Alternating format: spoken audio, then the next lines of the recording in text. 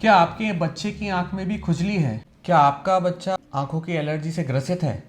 क्या आपका बच्चा भी ऐसी आंखें दिन भर खुजालता रहता है, आंखें लाल रहती हैं, सूजन सी रहती है? तो हो सकता है आपके बच्चे को एलर्जी नाम की बीमारी हो। आंखों की एलर्जी में हमारी काली पुतली और सफ़ेद पुतली में सूजन आ जाती है और छोटे छोटे पिंपल्स बन जाते हैं और पलकों में भी हमें कई बार क्रस्टिंग्स मिलती हैं।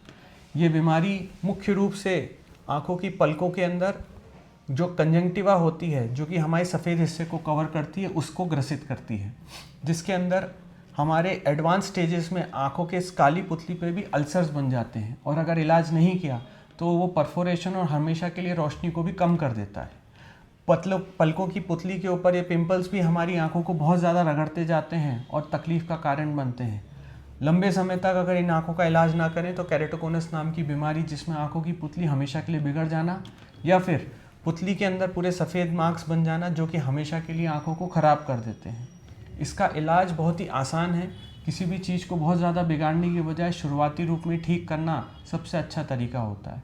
धूल हवा से आंखों को बचाएं, गंदा रुमाल कपड़ा ना लगाएं, बच्चे को बार बार आंख रगड़ने से रोकें। आंखों में अगर ज़्यादा खुजाल चलती है तो आंख बंद करके ठंडा पानी या बर्फ़ आंखों की पलकों पे लगा सकते हैं। धूल हवा और जो भी हमारे कीटाणु या पोलन्स होते हैं वो जब आँख के अंदर रह जाते हैं तो वो वैसे ही हमारी आँखों में खुजाल उत्पन्न करते हैं। जैसे अगर हमने रात भर अपने मुंह में अगर कोई हरी मिर्ची का टुकड़ा रख दिया तो उसके आसपास छाला जैसे बन जाता है, वैसे पलकों के अंदर भी छोटे छोटे छाले और फुंसियाँ बन जाती हैं।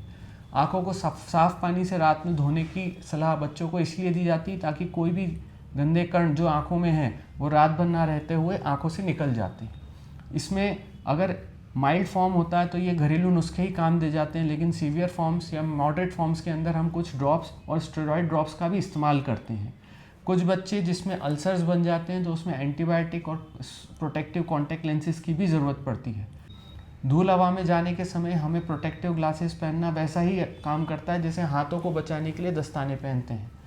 इसमें बच्चों को आमतौर पे देखा गया है कि जब तक 15 साल की उम्र या दाढ़ी मूंछ वाली बात बच्चों के अंदर हार्मोनल चेंजेस नहीं आते हैं, तब तक ये बीमारी हमारे को बार बार हर मौसम, खासकर बसंत के समय ज़्यादा तकलीफ देती है।